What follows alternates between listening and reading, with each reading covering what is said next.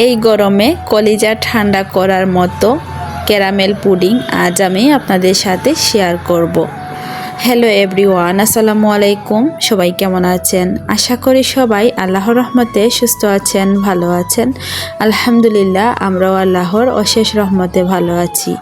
আজ আমি আপনাদের সাথে মাত্র 2টি ডিম দিয়ে আর গরুর দুধ দিয়ে কিভাবে পুডিং তৈরি করবেন সেটাই শেয়ার করব। তো প্লিজ সবাই স্কিপ না করে পুরো ভিডিওটি দেখে নেবেন।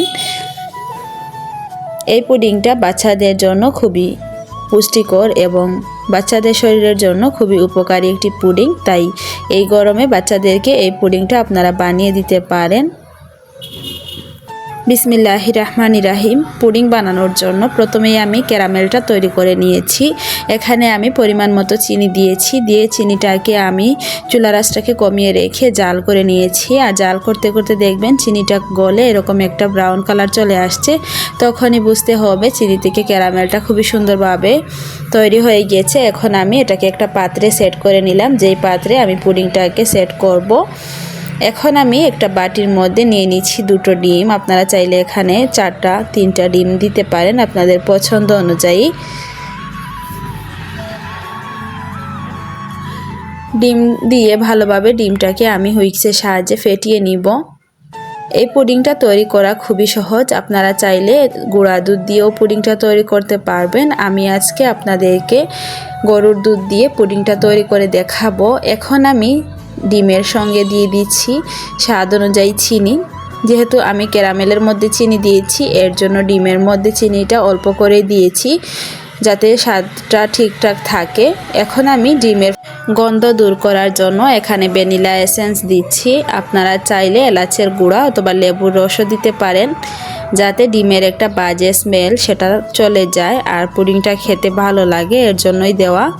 যদি না থাকে তাহলে স্কিপ করতে পারেন। এখন আমি দিয়ে দিচ্ছি আগে থেকে জাল করে রাখা ঘন লিকুইড দুধ। এখানে আমি গরুর দুধটা দিয়েছি আর অবশ্যই দুধটাকে ঠান্ডা করে দিতে হবে, এর জন্য আমি দুধটাকে আগে থেকে জাল করে ঠান্ডা করে নিয়েছি। এখন হুইক্সের সাহায্যে ডিম আর দুধটাকে ভালোভাবে মিশিয়ে নিব। এখন আমি আগে থেকে যেই পাত্রে ক্যারামেলটা সেট করে রেখেছিলাম ওই পাত্রে একটা স্ট্রেনারের মধ্যে দিয়ে আমি দুধ আর ডিমটাকে ভালোভাবে ছেঁকে নিচ্ছি। এভাবে ছেঁকে নিলে ডিমের লাঞ্চগুলো চলে যাবে আর পুডিংটা একদম স্মুথ হবে।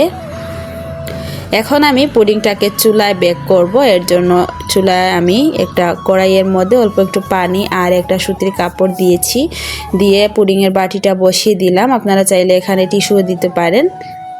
এখন আমি পুডিংটাকে 15 থেকে 20 মিনিট এভাবে বেক করে নিয়েছি। তারপর নর্মাল ফ্রিজে রেখে দিয়েছিলাম আরও 20 মিনিটের জন্য, যাতে পুডিংটা পুরোপুরিভাবে সেট হয়ে যায়। আর একটু ঠান্ডা ঠান্ডা পুডিং খেলে খুবই ভালো লাগবে, যেহেতু এখন খুব বেশি গরম পড়েছে। আর এই গরমের মধ্যে মন প্রাণ কলিজা ঠান্ডা করার মতো এই ক্যারামেল পুডিংটা তৈরি করে নিতে পারবেন। এই পুডিংয়ের মাধ্যমে আপনারা ডিম এবং দুধের পুষ্টিটা একসাথেই পেয়ে যাবেন। আর বাচ্চাদেরকে তো বানিয়ে দিলে তারা খুবই মজা করে খাবে। পুডিং বানানো কিন্তু খুবই সহজ, যে কেউ বানাতে পারবে। যারা পারেন না বা যারা কখনো পুডিং তৈরি করেননি তাদের জন্যই আমার আজকের রেসিপিটা। ভিডিওর এই পর্যন্ত এসে যারা একটি লাইক দিতে ভুলে গিয়েছেন, অনুরোধ করব একটি লাইক দিয়ে সম্পূর্ণ ভিডিওটি কন্টিনিউ করবেন। আর আমার চ্যানেলে যদি নতুন হয়ে থাকেন, আমার ভিডিওর কোনো অংশ আপনাদের কাছে ভালো লাগে, তাহলে প্লিজ আমার চ্যানেলটিকে সাবস্ক্রাইব করে পাশে থাকা বেল আইকনটি অলে প্রেস করে রাখবেন। এতে করে আমি নতুন কোনো ভিডিও আপলোড করার সাথে সাথেই নোটিফিকেশন আপনাদের কাছে পৌঁছে যাবে। তো দেখতেই পাচ্ছেন আমি পুডিংটাকে ডিমোল্ড করে নিয়েছি আর দেখুন মাশাআল্লাহ পুডিংয়ের কালারটা কিন্তু খুবই সুন্দর এসেছে।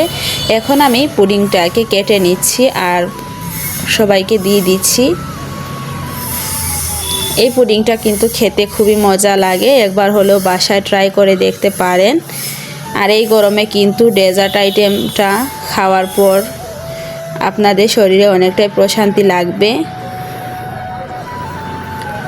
তো এই ছিল আজকে আমার 2টি ডিম দিয়ে পুডিংয়ের রেসিপি। আপনাদের কাছে কেমন লাগলো প্লিজ কমেন্ট করে জানাবেন। যদি ভালো লাগে তাহলে প্লিজ আমার ভিডিওটি ফ্রেন্ডস অ্যান্ড ফ্যামিলির সাথে শেয়ার করে দিবেন। সবাই অনেক বেশি ভালো থাকবেন, সুস্থ থাকবেন। দেখা হবে পরবর্তী কোনো ভিডিওতে। আল্লাহ হাফিজ, আসসালামু আলাইকুম।